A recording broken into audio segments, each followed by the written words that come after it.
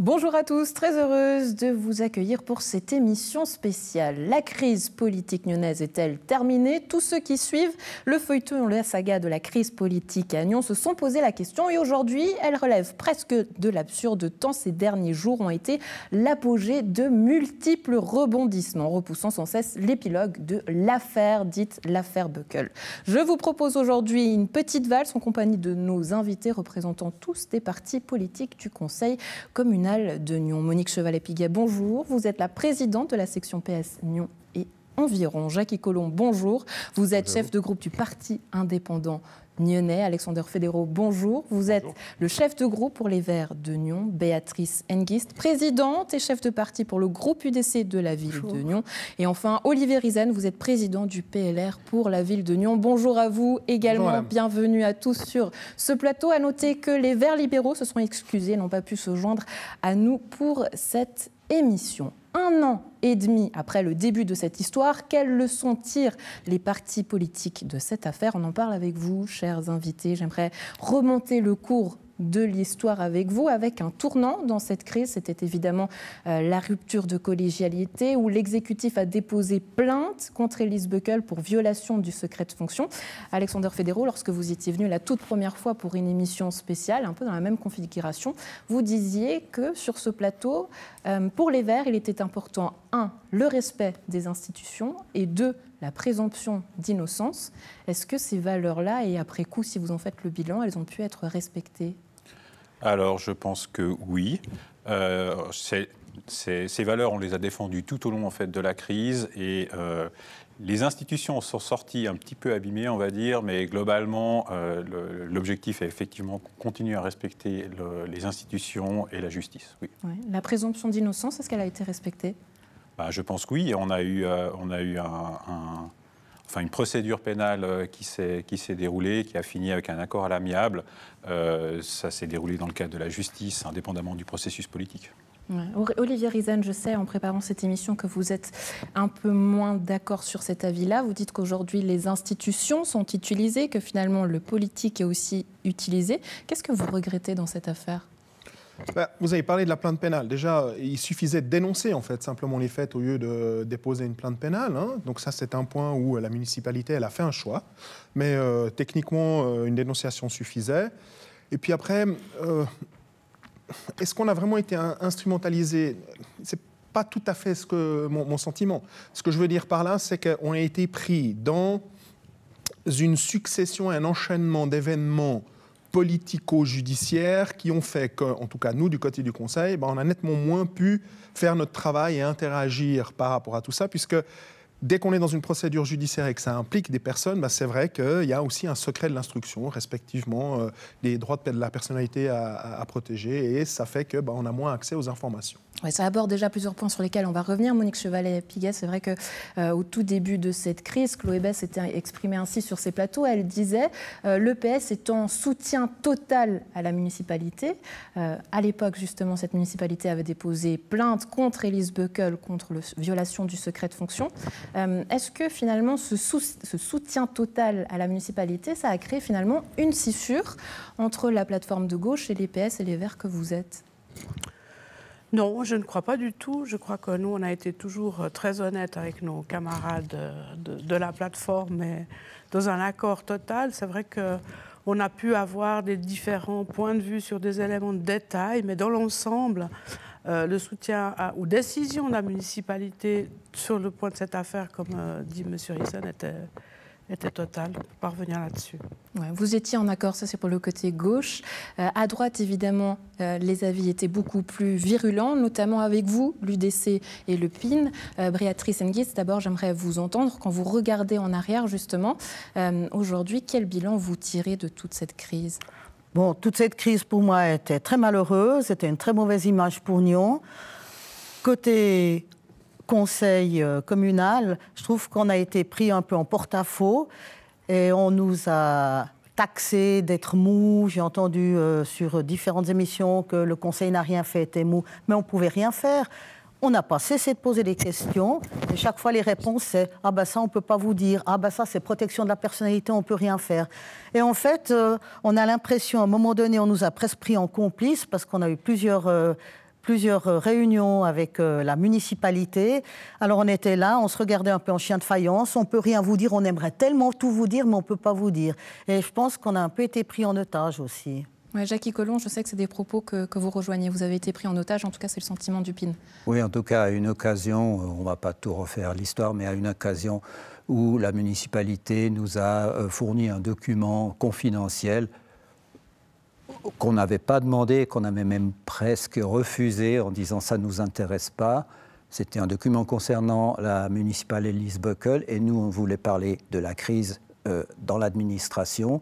Donc c'était de nouveau un contre-feu allumé par la municipalité et ça nous mettait dans le même camp que la municipalité, dans le camp des gens qui ont une information privilégiée parmi les autres. Et ça, c'était proprement insupportable parce que ça visait à nous décrédibiliser, à nous empêcher de continuer de chercher la vérité en disant « mais non, vous avez eu des informations, vous êtes dans la confidence » et ça a été une des méthodes de la municipalité pour entretenir le flou et ne pas dire la vérité. Alors les méthodes, on va y revenir au cours de cette émission, mais vous l'avez soulevé, Jackie Collomb, dans cette affaire de crise, vous l'aurez compris, la crise politique d'un côté, mais la crise administrative de l'autre. Pour revenir sur le contexte, lundi soir, le président du conseil communal a donné lecture aux mots et à la virgule près du communiqué intitulé « La municipalité de Nyons et Madame Elise Beukel ont trouvé un accord à leur satisfaction mutuelle ». Les deux parties ont renoncé et ont annoncé mettre un terme à leur litige afin de retrouver la paix et la sérénité. Et les deux parties ont retiré leur recours. 1. La municipalité contre l'ordonnance de classement de la plainte déposée contre Elise Beukel. 2. L'élu verte a fait de même concernant ce recours contre sa suspension prononcée par le Conseil d'État. Notez, c'est un détail, que cette suspension a été levée mardi par le gouvernement vaudois. Voilà, l'affaire juridique est donc terminée aujourd'hui, mais au niveau politique, et on repose la question à qui veut bien la prendre. Est-ce qu'aujourd'hui, oui ou non? Répondez-moi très franchement, ou sinon, taisez-vous à jamais. Est-ce que cette affaire politique est terminée, oui ou non? Alexander Fédéraud. On espère en tout cas qu'un des volets soit désormais terminé, on va dire à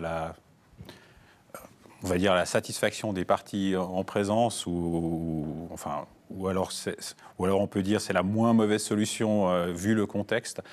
Maintenant, la crise en fait de gestion à la municipalité est apparemment en voie de résolution, mais elle n'est pas encore terminée en fait. Donc en fait, on n'a pas tout à fait terminé globalement la crise. Enfin, on est en voie d'apaisement et on est en voie de la clôturer, mais pour moi, elle n'est pas encore vraiment complètement terminée. Oui, donc j'entends. Pour résumer, la crise politique est terminée, la crise administrative non. Olivier Riesen, est-ce que vous êtes d'accord avec cette analyse?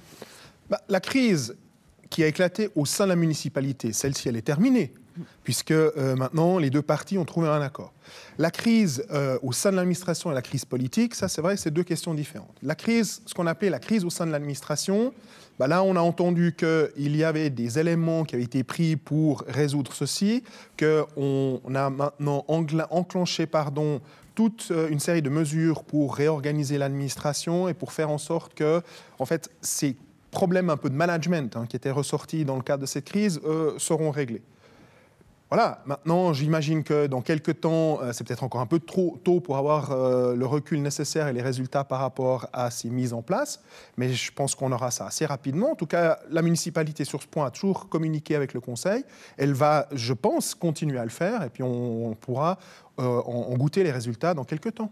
Ouais, Monique Chevalet-Piquet, est-ce que vous êtes d'accord? Est-ce que cette crise administrative, elle est là? Est-ce qu'elle est toujours bien là? Oui, comme ont dit mes deux collègues, je crois que des mesures ont été prises, ont été annoncées par la municipalité pour continuer d'accompagner les personnes qui sont prises dans ces situations difficiles. Et je crois qu'on ne peut que espérer que le temps, les mesures et les décisions de la municipalité pourront apaiser cette situation. Ouais, avant d'y revenir, j'aimerais revenir sur Elise Beukel avec vous, Olivier Riesen, puisque vous nous disiez que finalement, Elise Beukel a tout perdu et j'aimerais qu'on profite de votre raisonnement ensemble. Pourquoi? Tout perdu, il faut bien, comment dire, faut que je m'explique là-dessus. Quand vous prenez, Mme Böckel, elle s'est présentée sous la bannière des Verts pour, en fait, entrer dans l'exécutif et y apporter sa connaissance au niveau des questions climatiques, puis régler des problèmes climatiques. Aujourd'hui, par son départ, elle ne peut plus faire ça. Donc, est-ce qu'on doit vraiment dire que c'est une perte? Mais disons, sous cet angle-là, certainement, oui, il y a quelque chose, en tout cas, qu'elle ne peut plus faire. Et c'est un petit peu ce à quoi je faisais référence, en fait. Ouais, mais est-ce que réellement, elle aurait pu changer le cours de l'histoire? Vous y avez cru? En matière climatique, je crois que la question, c'est pas est-ce qu'on peut changer le cours de l'histoire. Non, en matière climatique, on ne va même pas se poser la question ici. C'est pas de ça dont on parle. Disons, c'est quand même, c'était son cheval de bataille, c'est quand même ce pourquoi elle a été élue. Bien sûr qu'à mon avis, je pense qu'elle avait des moyens d'action pour améliorer la situation énergétique et environnementale dans la ville de Nyon, ouais. Concernant l'administration, est-ce qu'elle avait possibilité de changer les choses et peut-être d'améliorer le fonctionnement, puisqu'aujourd'hui, il me semble que vous êtes tous d'accord sur le fait de dire qu'il y avait des dysfonctionnements. Est-ce qu'elle aurait pu changer l'histoire? Elle a essayé. En arrivant, j'imagine qu'elle a découvert une situation qui, pour elle, était nouvelle. Elle a, comme je le comprends, on va dire, pris à main cette situation. Je pense qu'à terme, de toutes les façons, un jour ou l'autre, il faudra adopter ce règlement. Elle était en charge des ressources humaines, donc j'imagine que dans le cours de la législature là, qui avait commencé, je pense que Mme Böckel aurait tout à fait été capable de mener à bien les négociations par rapport à ce règlement, puis qu'on puisse enfin l'adopter, oui. Ouais, j'ai vu deux réactions. J'ai entendu Jackie Collomb chuchoter, j'aimerais que vous le disiez tôt, si possible, et puis j'ai entendu Alexander Fédéraud rigoler. Qui veut commencer? Moi. C'est votre. Peut-être pour répondre à votre question, je pense que si vous croyez un peu aux politiques et puis à la possibilité d'action d'une municipalité et d'une municipale en particulier, je pense qu'elle aurait pu, effectivement, si elle avait eu l'occasion de rester le temps d'une législature, changer des choses. Nous, c'était notre candidate et puis on l'a élue sur un programme pour changer les choses dans la ville de Nyon, et je pense que c'était notre ambition, et c'était son ambition, et puis ça reste notre ambition.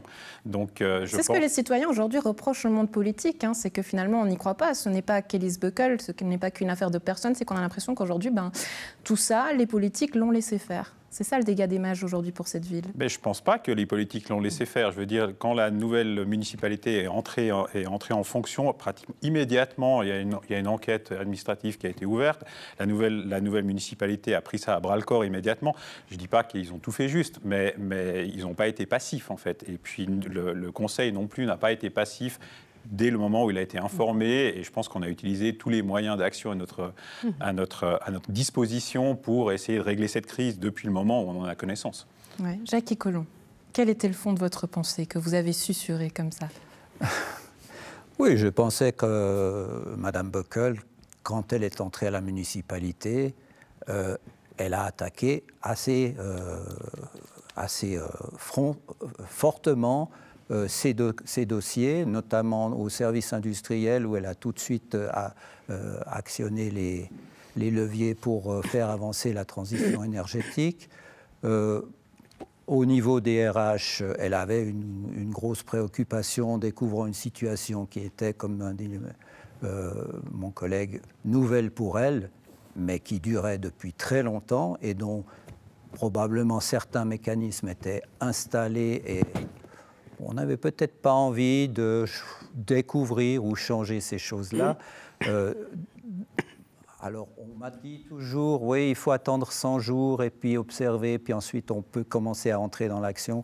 Peut-être que ça a été son envie de changer les choses qui a fait qu'elle n'a pas attendu ce délai pour se mettre vraiment dans la peau de la municipale.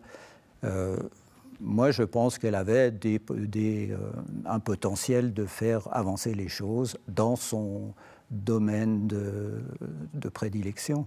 Oui, ça y est, peut-être qu'on ose enfin dire les choses. Béatrice Henguist, vous acquiescez, ça veut dire quoi? Qu'effectivement, il y avait des problèmes, des dysfonctionnements au sein de l'administration qui étaient connus et qui remontaient à bien plus loin que le début de cette législature, c'est ce que vous nous dites? Oui, bien sûr. Les problèmes, ils remontaient peut-être même à une dizaine d'années, ça c'est clair. Ça, c'est pas du tout de sa faute.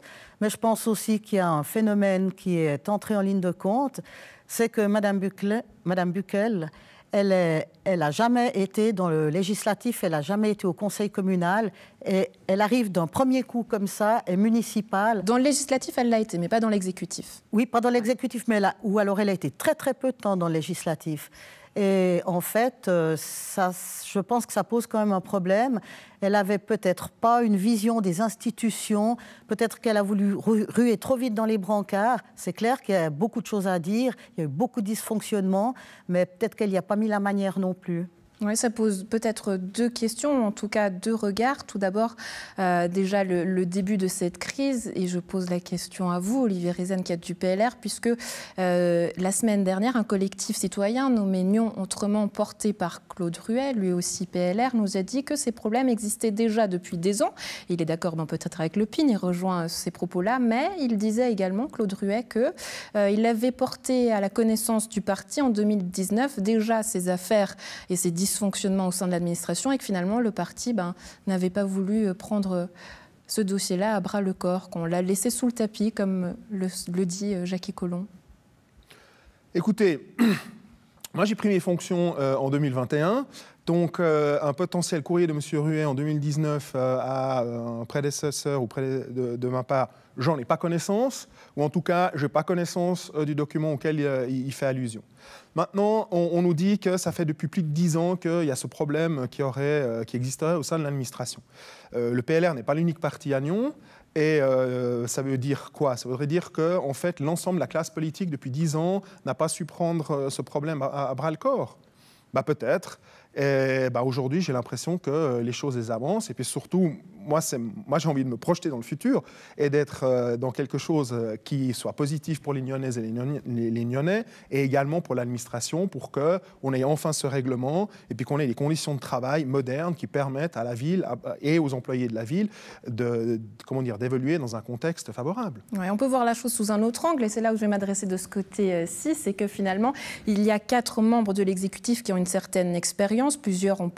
D'ailleurs, plusieurs personnes ont plusieurs législatures à leur effectif. Il y a de l'expérience, ce ne pas des gens qui sont arrivés là du jour au lendemain en matière de politique. Comment est-ce qu'on explique, du coup, quel regard vous portez sur vos municipaux, sur votre syndic, qu'aujourd'hui, il y ait ces problèmes d'administration en général, cette crise administrative qui perdure, malgré leur expérience? Monique Chevalet-Piguet, je vais commencer avec vous. Peut-être moi je réagis peut-être aux propos de mes collègues d'en face là, où je m'étonne de garder un peu cette lecture un petit peu ancienne par rapport à cette vision qu'il y avait des problèmes depuis 10 ans. Alors ça a été démenti à de nombreuses reprises par l'exécutif lors de nombreuses séances qu'on a eues. Donc c'est vrai qu'il y a une croyance qui perpétue comme ça. Alors restons sur ce fait-là, peut-être qu'il y avait des problèmes. Mais c'est une croyance ou c'est un fait? Parce que c'est ça aujourd'hui. Je pense que c'est une des croyances. Et puis si ce sont des faits qui ne sont pas avérés, sans être trop faire de politique gauche-droite, la municipalité d'alors était à majorité de droite. Et c'est à la venue de la majorité de gauche que ces problèmes ont dû être traités. Sur la situation de Mme Böckel, je pense qu'elle a été élue dans un parti, avec un groupe derrière, sur des valeurs qui sont collectives et pas individuelles, et puis que malgré le fait qu'elle ne soit pas là, nous allons continuer, aussi sur la plateforme, à défendre ce que vous avez salué comme des progrès en matière d'énergie, d'environnement, SI et autres. Ouais, Jackie Collomb, Béatrice Hennequist, vous avez réagi forcément. Allez-y. Oui. Dire que tous ces 10 dernières années sont basées sur des croyances, alors qu'on a quand même des faits extrêmement concrets sur les dysfonctionnements de l'administration. On a une kyrielle de chefs de service qui sont partis sur convention. On a des chefs de service, un qui avait 17 ans de service, qui a réalisé des chantiers énormes dans les clous, sans dépassement de budget, et qui, du jour au lendemain, disparaît parce qu'il ne plaît plus. On a eu d'autres chefs de service dans le même cas, aussi avec des dossiers extrêmement solides. Donc, dire que c'est une croyance, je pense que c'est un petit peu léger. Maintenant, c'est vrai qu'à chaque fois qu'il s'est passé un épisode comme ça dans le passé, On avait déjà cette mélodie, on ne peut rien vous dire, secret d'État, monsieur Chose part avec une convention qui a une clause de confidentialité, donc on ne peut rien vous dire. Même la COGES, dans laquelle j'ai siégé longtemps, a pu prendre connaissance des dossiers, jamais des détails. La seule fois où on a eu un chiffre, c'était le président de la COGES et le président de la COFIN qui l'ont eu avec pour mission de se taire et de ne rien dire. Dire simplement, nous avons pris conscience du dossier.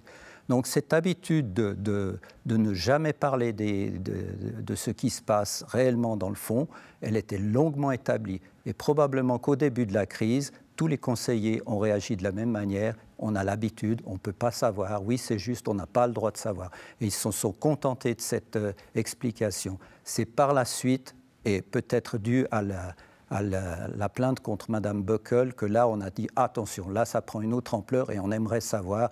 Et on a continué sur le même modus vivendi. On pose des questions et on nous met en avant la confidentialité des dossiers. La crise n'est pas terminée, loin de là. Il y a encore des gens qui souffrent, il y a des gens qui ont souffert, qui sont démolis, et il y a aussi encore des injustices qui subsistent, notamment au niveau d'une personne qui est licenciée alors qu'elle a été blanchie, on ne lui a rien à lui reprocher, et une autre qui reste en place alors qu'on admet qu'il a mal géré son département et qu'il a été amené à avoir les problèmes persistent, mais là peut-être j'aimerais apporter donc, une nuance. Il ne faut pas dire que c'est des croyances. D'accord, pour vous c'est des faits. Je veux bien regarder vers l'avenir, mais il faut d'abord nettoyer le plancher avant de pouvoir faire rouler la boule. D'accord, pour vous c'est des faits. Là où on peut peut-être vous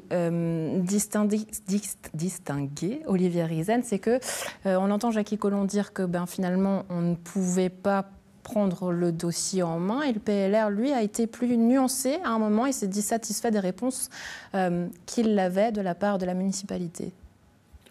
Ça a été quoi le tournant? À quel moment est-ce que du coup vous avez été satisfait et d'accord avec cette situation-là? Est-ce qu'on peut aujourd'hui l'analyser? La situation de départ, avec toutes ces différentes procédures qui ont été engagées, au départ, vous ne pouvez que prendre acte. Au départ, vous étiez d'accord, vous étiez alignés, la droite. Vous étiez tous ensemble pour avoir justement recherché en tout cas cette vérité. C'était votre souhait à tous. D'accord, alors je comprends maintenant mieux votre question. L'idée de lancer et d'organiser cette séance extraordinaire du Conseil communal, bien sûr, l'idée là derrière, c'était d'avoir plus d'informations et de pouvoir être sur 2 points institutionnels extrêmement précis. Le premier, c'était de savoir combien ça va coûter. Donc combien ça avait déjà coûté et combien ça avait à coûter. Puisque ça, c'est quand même au PLR un des points qu'on défend toujours avec force et vigueur, c'est l'utilisation de l'argent public. C'était le premier volet. Et le deuxième volet... Ça a été respecté? Absolument, puisque d'une part, le soir du 31 janvier, et ça figurait expressément en tant que tel sur la convocation à l'ordre du jour. Après, la manière d'organiser cette séance, ça c'est une autre question. Mais oui, puisque lors de cette séance, on a eu des premiers éléments, et puis par la suite, on a toujours eu ces éléments. Rappelez-nous le chiffre, combien est-ce que ça coûte aujourd'hui à la ville de Nyon, toute cette affaire? Alors je vais rappeler 2 chiffres, mais donc le 31 janvier 2022, on parlait de 250 000 francs à ce moment-là, puisque c'était les comptes qui étaient arrêtés au 31/12/2021. Ensuite, dans le cadre de la commission de surveillance, qui est la commission des finances, on a toujours eu les informations, on a pu voir même les factures et autres. Aujourd'hui, on arrive aux alentours de 600 000 francs. Ouais, on a dépassé. Donc vous êtes satisfait, même si voilà, il y a ce surplus? Je suis satisfait des informations que nous avons reçues, mais je suis évidemment absolument pas satisfait des fonds publics qui ont été engagés, qui sont d'une importance quand même très forte. Non, ça, sur ce point de vue-là, je ne suis pas satisfait. Mais oui, je suis satisfait sur les informations qu'on a reçues. Deuxième point qu'on avait mis dans cette convocation, c'était on voulait avoir des informations sur la crise, la gestion de la crise, ça veut dire tant le côté administratif et enquête administrative que tout le volet, on va dire, crise au sein de la municipalité. Sur le volet administratif, je regrette, on les a eues, ces informations. Puisqu'à un moment ou un autre, il y a un enquêteur... Les informations, vous les avez eues, mais est-ce que cette crise a été gérée de manière comme il se doit et correcte? Je pense qu'il y a eu plusieurs rebondissements et soubresauts, que la municipalité, à de nombreuses reprises, a dû faire face, on va dire, à peut-être des circonstances auxquelles elle ne s'attendait pas. En termes de management, certainement qu'on aurait pu faire beaucoup mieux. Et je suis persuadé que les nouveaux et dans le futur, on va en tirer les leçons. Ouais, mais comment est-ce qu'on l'explique ça? J'ai posé tout à l'heure la question à Madame Monique Chevalet-Piguet, mais que voilà, il y ait des élus qui soient en place, qui aient plusieurs années d'expertise derrière eux. C'est pas leur première législature. Comment est-ce qu'il se fait qu'il y a un problème de management? Ils ont quand même connaissance du terrain, ils connaissent leur ville, ils connaissent leur métier, ils connaissent la politique. Parce que face à une situation pareille, il n'y a pas un mode d'emploi. Et que quand vous avez autant de rebondissements, quand vous avez autant d'acteurs qui interviennent, quand vous avez autant de procédures juridiques et administratives qui sont ouvertes, je peux comprendre qu'à un moment ou à un autre, ce n'est pas toujours facile de bien connaître exactement le cap. Je ne suis pas en train de dire que d'excuser quoi que ce soit. Je dis simplement que face à cette situation, j'ai une certaine compréhension. Je le répète, peut-être qu'au niveau du management, pas tout n'a été fait d'une manière optimale, mais je suis persuadé que pour le futur, les leçons seront tirées et qu'on saura faire ça beaucoup mieux. Béatrice Hengist, vous êtes d'accord avec ça? Oui, peut-être notre chance actuelle, c'est que les citoyens, là, ni autrement, comme ils se dénomment, d'ailleurs ils nous ont piqué notre logo, mais c'est pas grave, on n'est pas fâchés, qu'ils aient saisi la Cour des comptes. Et peut-être que ça serait une chance que la Cour des comptes mette son nez là-dedans pour voir comment ça fonctionne, parce que c'est clair qu'il y a des dysfonctionnements. Et ce n'est pas une légende de dire que ça dysfonctionne depuis 10 ans. Il n'y a qu'à voir la valse des chefs de service et tout ce qui vient d'être dit. Et ça, ce n'est pas une légende. Ouais, la Cour des comptes, justement, à elle de se saisir ou non de l'affaire, de décider si oui ou non elle décidera de la suivre. Qu'est-ce que vous en pensez? Est-ce que c'est un bon outil aujourd'hui pour peut-être aller de l'avant, Alexandre Fédérault? Alors moi, je pense que c'est peut-être pas un mauvais outil, en fait, que le canton regarde un peu ce qui se passe à la municipalité de Nyon. Après, je ne sais pas si l'instrument des finances soit vraiment le plus approprié, parce que moi, je suis quand même un peu sceptique sur l'argumentation de Nyon Autrement, qui dit que finalement, la ville de Nyon serait très mal gérée d'un point de vue financier. Moi, je fais aussi partie de la commission des finances, et je pense que les finances, elles sont à Nyon, elles vont très... Alors, je n'ai pas compris la chose comme ça. J'ai compris que la ville était mal gérée de manière administrative et que ça avait des conséquences sur les finances. Bon, d'accord, mais à ce niveau-là, moi, ce que je dis, c'est que c'est peut-être... Parce qu'il faut savoir que le canton est l'organe de surveillance, en fait, des communes. Et le fait, je pense que c'est quelque chose où nous, en fait, aussi au conseil communal, on a appelé, en fait, à de nombreuses reprises et par différents moyens, on a appelé le canton à intervenir, à demander, en fait, s'il y avait un moyen de venir... inspecter ou gérer, ou regarder un peu ce qui se passait à la ville de Nyon. Et puis, pour l'instant, on a reçu assez peu de retours. Et donc, de ce point de vue-là, c'est peut-être pas un mal, en fait, si la gestion de la ville de Nyon, si quelqu'un pouvait regarder de manière peut-être un peu impartiale ou avec un regard un peu plus distancié comment la ville de Nyon est gérée. Mais ça veut dire quoi? Pardonnez-moi, Alexandre Fédérault, c'est intéressant ce que vous dites. Vous dites que dans le district, on ne peut pas avoir un regard impartial sur la ville de Nyon? C'est ce que vous Non, mais c'est-à-dire qu'en fait, c'est-à-dire que ça permettrait aussi de, suivant quoi, confirmer en fait la bonne gestion aussi de la municipalité de Nyon. C'est-à-dire que si on a un regard un peu externe, qui est, parce que nous, en fait, on est les acteurs directement impliqués, c'est un conflit qui est très politique, et donc ça amènerait ou peut-être aussi un peu plus de sérénité si on avait un regard externe qui venait le voir. Mais je ne pense pas non plus que ce soit la solution finale en fait à cette crise administrative. Moi, ce que je peux peut-être regretter, donc si on veut tirer les enseignements, c'est que il y a eu une certaine frustration tout au long du Conseil et peut-être aussi de la municipalité sur les instruments dont disposait le Conseil justement pour vérifier la gestion ou pour surveiller en fait la marche de la municipalité. On a des institutions qui fonctionnent extrêmement bien par beau temps, on va dire, mais quand on est dans une situation de crise, quand on est par orage, ça fonctionne tout d'un coup beaucoup moins. Quand on veut vraiment utiliser des instruments ou vérifier certaines choses, justement, finalement, on est constamment devant un mur.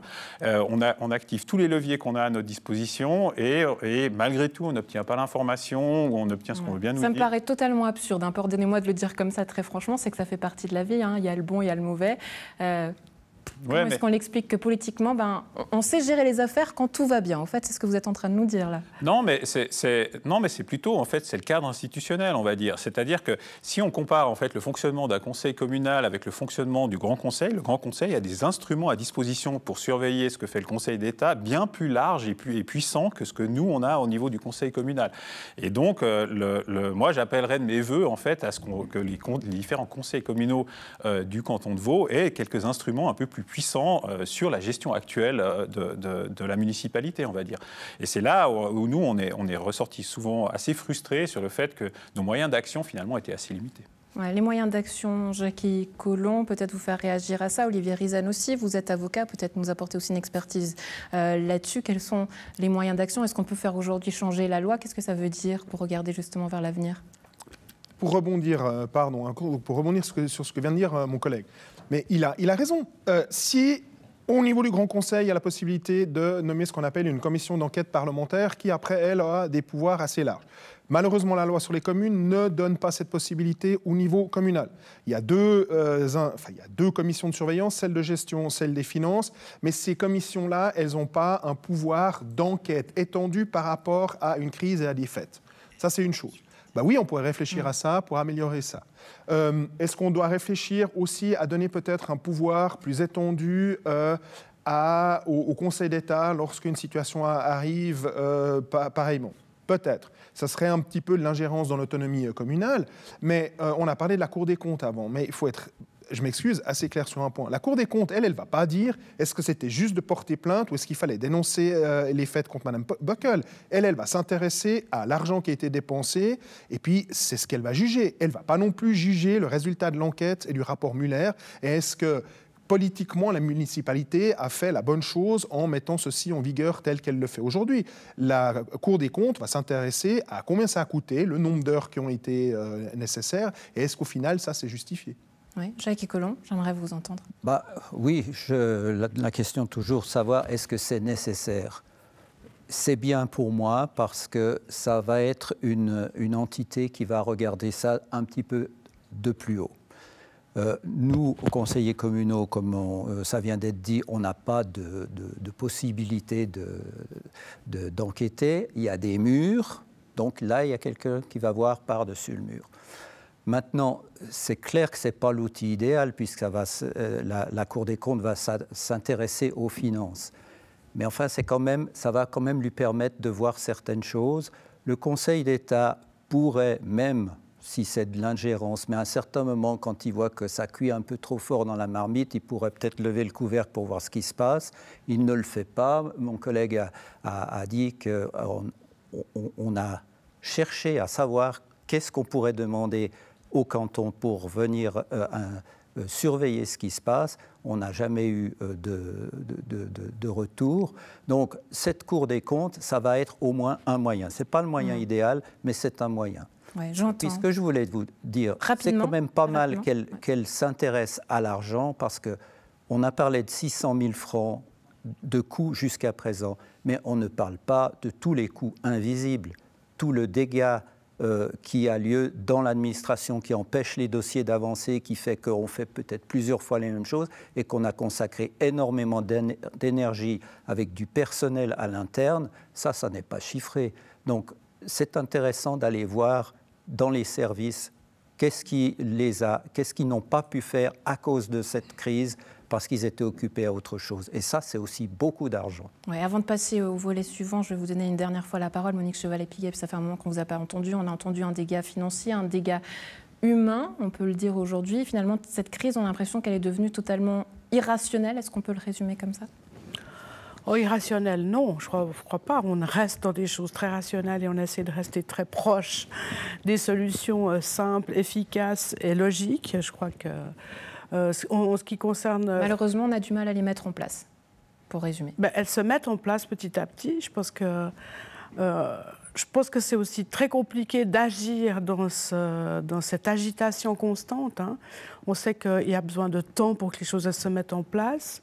Et chaque fois, c'est bousculé. J'ai envie de vous dire, mais laissez-nous travailler, autant au niveau du conseil communal, au niveau des instances administratives, etc., pour que les choses elles se mettent en place. De toujours remuer, je pense que c'est pas très, très productif à ce stade. Effectivement, il y a eu plusieurs temps dans cette crise, le temps judiciaire, politique, médiatique également. Et pour le temps, justement, on ouvre un nouveau chapitre, c'est un grand moment, un nouveau calendrier politique, le premier tour de l'élection complémentaire qui se déroulera le 5 février 2023, alors que les candidatures devront être déposées d'ici au 9 janvier. Alors ça fait des délais très courts déjà. Votre réaction sur ça, est-ce que c'est possible de se lancer là-dedans et dans cette course, sachant qu'il y a aussi Noël entre deux?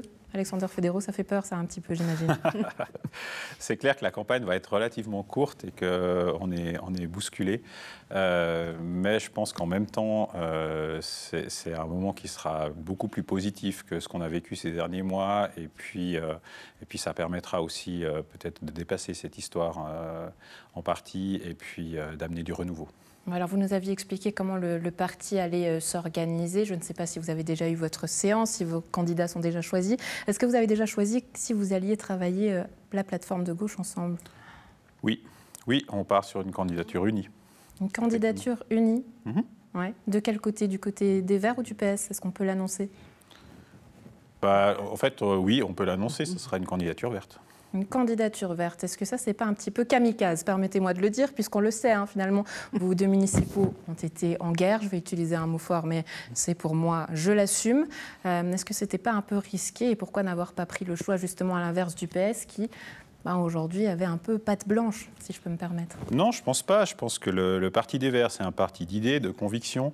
Je pense que notre plateforme, de toute façon, on partage beaucoup de valeurs. Et en fait, notre programme, il ne change pas, nos valeurs ne changent pas. Et donc, nous partons en fait en voulant réaliser le même programme que lors des communales. Une candidature féminine ou masculine? Pour l'instant, les candidatures pour les primaires sont ouvertes, donc je ne peux pas vous répondre aujourd'hui. Ouais, bon, très bien. On va passer la parole à l'autre côté de la table, puisque c'est vrai que pour la droite, et ce n'est pas un secret, permettez-moi de le dire, Béatrice Henguist, on sait que Sacha Soldini veut se présenter, et que pour l'UDC, vous souhaitez qu'aujourd'hui, cette alliance de droite, elle soutienne un candidat. Est-ce que je peux le résumer ainsi? Écoutez, je vais vous arrêter tout de suite parce qu'on ne s'est pas encore réunis, donc rien n'a été encore décidé. C'est les bruits qu'on a eus. Hein. Oui, mais des bruits, moi j'en ai entendu beaucoup également. En fait, il s'agit d'élire une personne à la municipalité et d'après les bruits que j'ai entendus, mais peut-être qu'ils sont faux, il y aura en tout cas 6 ou 7 candidats, mais tout parti confondu. Alors ça risque d'être une foire d'empoigne. Déjà, moi, malheureusement, je trouve que ça tombe aussi très mal par rapport aux fêtes de Noël, aux vacances. Mais est-ce que la droite n'a pas intérêt à présenter qu'un seul candidat parmi toutes ces foires d'empoigne? Évidemment, l'intelligence voudrait ça, mais à savoir si les égos des personnes seront d'accord, il faut qu'on en discute entre nous. On ne s'est même pas réunis, la plateforme de droite ne s'est même pas réunie, on n'a même pas pu discuter de ça. Donc, c'est à voir. Ouais, je vois j'espère juste, excusez-moi, c'est que les Nyonnais et les Nyonnaises ne se lassent pas et que quand il y aura des votations, qu'ils iront voter parce que c'est très important. Ouais. Bon, Olivier Riesen, que dit votre ego? Bon, je ne veux pas couper la parole à M. Collomb. Non, je vous la donne, allez-y. Que dit votre ego? Chez nous, au PLR, la situation elle est assez simple. C'est-à-dire que maintenant, lundi, en fait, on a enfin appris que le dépôt des listes se ferait pour le 9 janvier. Bien sûr qu'à l'interne, on a commencé à réfléchir à tout ceci. Le comité a décidé de lancer un appel à candidature. Bref, il n'y a pas beaucoup de temps. Et ensuite de ça, on a une assemblée générale qui sera tenue à la fin du mois. Assemblée générale dans laquelle on discutera de l'opportunité, on validera la décision de présenter ou enfin de briguer le siège. Puis après, l'appel à candidature, je ne sais pas ce que ça va donner. Est-ce qu'on aura une candidate, un candidat, plusieurs candidats? Et puis l'assemblée générale décidera. Ouais, mais la question, c'est est-ce qu'il faut un candidat à droite ou plusieurs? Idéalement, bien sûr, qu'il faudrait pour la plateforme un seul ou une seule candidate. Un seul ou une seule. Vous ouvrez la possibilité à une candidature féminine, donc forcément ça en fera plusieurs, vu que Sacha Soldini, on sait, hein, c'est un homme. Bon, Jackie Collomb, par rapport à tout ça, que dit le PIN? Est-ce que lui aurait envie de se présenter? En ce qui concerne le Parti indépendant nyonnais, il ne va pas participer à la pléthore de candidats, comme ça vient d'être dit, puisque nous, on ne va pas présenter quelqu'un. On estime ne pas avoir de légitimité pour le faire. On a un municipal. C'est proportionnel à notre représentation politique au niveau de la commune. Donc on ne présentera pas de candidat. Ouais, mais on décrit souvent le PIN comme les faiseurs de rois. Du coup, vous pencherez à droite ou à gauche? Alors, attendons de voir les candidats. Attendons aussi d'en parler entre nous. J'ai envie de vous dire que je ne suis pas étonné qu'il y ait une candidature verte, puisqu'il me semble qu'ils sont aussi légitimés à revendiquer le siège qu'ils avaient, pour lequel la municipale avait été élue assez brillamment d'ailleurs. Et puis, comme il est dit, c'est un droit de se présenter. Ouais, les Verts, premier groupe au Conseil communal, on le rappellera ici. Et puis vous avez, je ne sais plus qui a soulevé ce fait, c'était peut-être la lassitude de la population. Aujourd'hui, il va falloir convaincre vous, chers électeurs, de voter puisque c'est important. Si vous aviez un mot à dire à ces électeurs-là et aux Nyonnais, rapidement, Monique Chauvalet-Piquet, vous leur dites quoi? C'est le tour de table. J'aurais le même message que mes collègues. C'est très important d'aller voter, d'exprimer et puis de garder la confiance sur la plateforme de gauche qui sait maintenir les projets, les valeurs qui nous sont chères. Ouais. Rendez-vous le 5 février. Olivier Rizaine, vous leur dites quoi aux Nyonnais? J'ai l'impression qu'il y aura une candidature qui permettra aux Nyonnaises et Nyonnais de donner une nouvelle chance et de se projeter dans le futur par rapport à ce qui vient de se passer et définitivement de sortir de cette crise. Ouais, Jackie Collomb, on leur dit quoi aux Nyonnais? On leur dit déplacez-vous, allez voter, parce que c'est important. Il faut que cette municipalité soit reconstituée.